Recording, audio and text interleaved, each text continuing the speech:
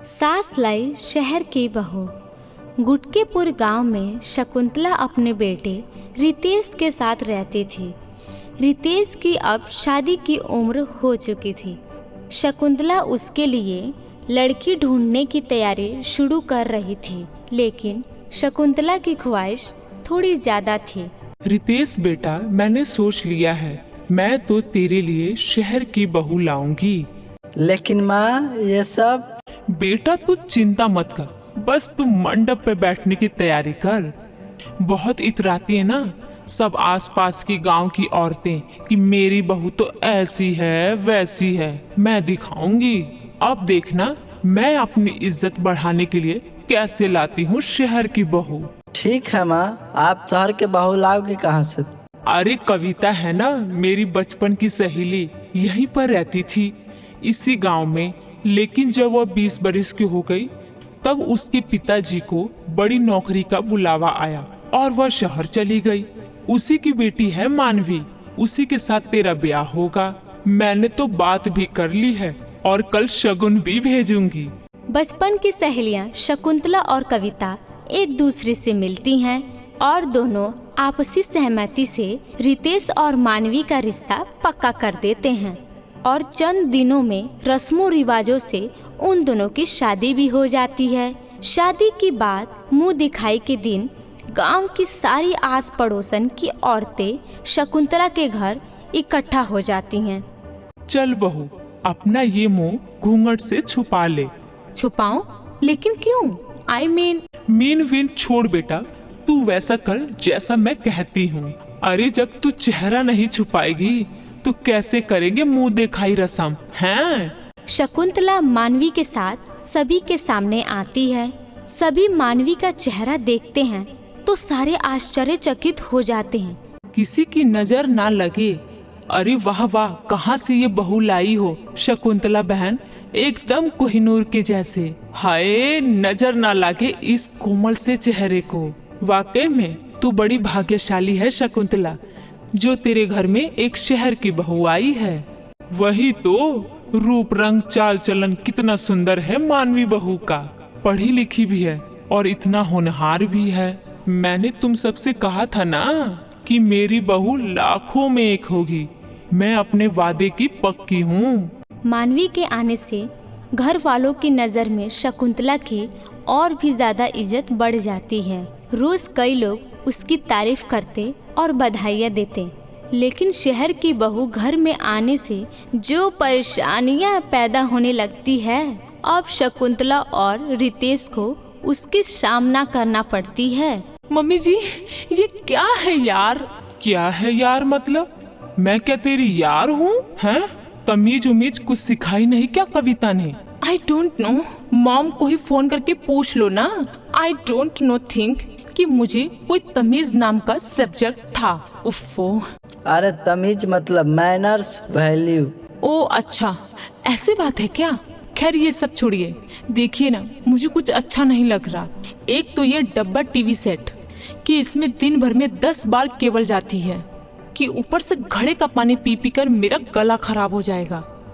देखो तो, मैंने एक बार सिलवट्टा यूज किया तो इसकी वजह से मेरे हाथों में कितना छाले आ गए हैं। ऊपर से मेरा स्किन सेंसिटिव है और ये गर्मी, उफ, ढंग के तो पंखे भी नहीं हैं। इनको तो लग रहा बूढ़े हो चुके हैं ये। और रोज कुएं से पानी निकाल निकाल के तो मैं तो थक गई हूँ। अब हम क्या करें, यही होता है गांव का जीवन। हाँ मानवी, और अब तुम्हें इसके अलावा क्या चाहिए? मैं जानता हूँ कि सब कुछ एडजस्टमेंट से भरा हुआ है, मुश्किल है, लेकिन इन सब चीजों के साथ आदत डाल लो ना। तभी मानवी गुस्से से चिल्ला पड़ती है। क्या?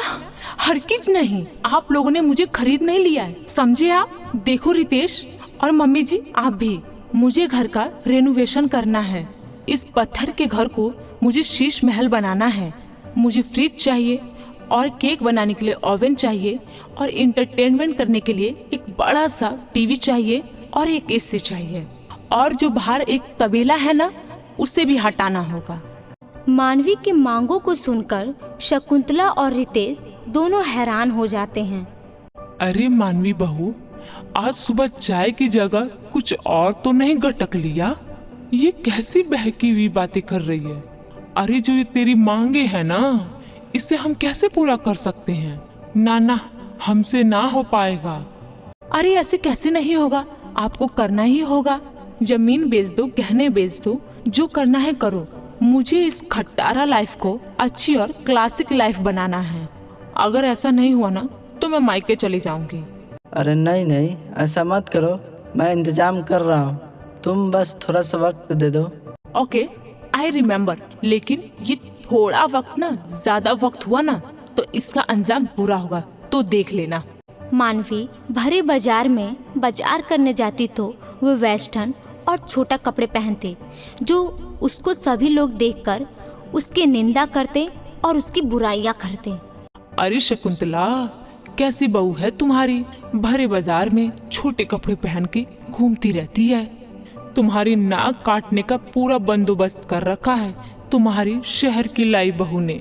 हमें तो लगा शहर की बहू है, होनहार, एकदम हटके होगी, लेकिन ये तो तुम्हारी इज्जत की नैया पार करने में तुली है। शकुंतला को इन सब बातों का काफी बुरा लगता है और वो गुस्से से मानवी को चिल्लाती है। मानवी बहू, तुम्हारी अकल क्या घास चरने गई है? अरे माना कि शहर की लड़की हो, लेकिन थोड़ा तो इज्जत रखती मेरा और अपने पति का। आपने तो बड़ा मान सम्मान किया है मेरे मांगों का। रितेश, क्या हुआ? तुम्हारा इंतजाम हुआ कि नहीं अब तक? कि लगता है कि 7 जन्म के बाद ही होगा। ब्लडी इडियट पीपल, गांव में ही धस के रह जाएंगे। गांव के लोग ना गांव में ही धस के रह जाएंगे। और रही मेरे छोटे कपड़े पहनने की, तो गलती गांव वालों के नजरिए में है, मुझ में नहीं। मेरा जो मन करेगा, जैसा करेगा, मैं वैसा ही करूंगी। ना तो आप मुझे रोक सकती हो और ना मैं कभी अपने आप को रोकूंगी। You get it. मानवी अकड़ दिखाकर अपने कमरे में चली जाती है। शकुंतला और रितेश चिंताग्रस्त होकर एक दूसरे को देखते हैं। क्या सोच कर लाई थी इस कलमुही को? क्या सोचा था? क्या से क्या हो रहा है? दिन प्रतिदिन मेरे सर का पारा हाई करती रहती है। मैं भी तंग आ चुका हूँ, इस दलदल से कैसे बाहर निकलूं माँ? अब तो एक ही है उपाय बेटा। दिन पे दिन मानवी धीरे धीरे पूरे घर को बर्बाद करने लगती है और कलेश के सिवा और कुछ नहीं करती है। एक दिन अचानक से शकुंतला और रितेश मानवी के सामने एक पेपर रखते हैं। अरे ये क्या? ये कैसे पेपर है? कहीं जमीन मेरे नाम नहीं न कर रहे हो? आई नो, भले आप लोग गांव के हो, पैसा तो जम के भरा होगा आप लोग की तिजोरी में। वेल, अपनी प्रॉपर्टी मेरे नाम करने के लिए तो thank you so much Ritesh and mummy ji. अरे बैल बुद्धि, जरा कागज को हाथ में उठाकर तो देख ले, खड़े खड़े ही ख्याली पुलाव पका रही है। जब मानवी कागज को अपने हाथों में उठाती है तब वह देखती है कि यह तो तलाक के कागज हैं। अरे ये क्या? ये तो तलाक के कागज हैं। रितेश, क्या तुम मुझे तलाक दे रहे हो? हाँ मानवी, मुझे तुम्हारे साथ और नहीं रहना। तुम माँ की सहेली की बेटी थी। अरे जरा तो मान मर्यादा का पालन कर लेती, शहरी अंदाज में गांव की दुनिया को अपना बसेरा बना लेती। नहीं, तुमने वैसा नहीं किया। उल्टा तुम तो हमारे जमीन के पीछे और स्टैंडर्ड ऑफ लिविंग के बलबूते हमें ब्लैकमेल करने लगी। पता नहीं क्या हो गया था मेरे दिमाग को, जो मैंने तुम्हें अपनी बहू बनाने को सोचा, लेकिन नहीं, आज तुमने मुझे सीख दे ही दी। चाहे वो गांव की हो या शहर की, जो लड़की अपने से बड़ों को प्यार और इज्जत देती है, वही बहू सर्वगुण संपन्न होती है। व्हाटएवर, अच्छा है, मुझे भी बोर हो रहा था यहाँ पर। अब तो मैं डायरेक्टली NRI से शादी करूंगी। लाओ पेपर लाओ।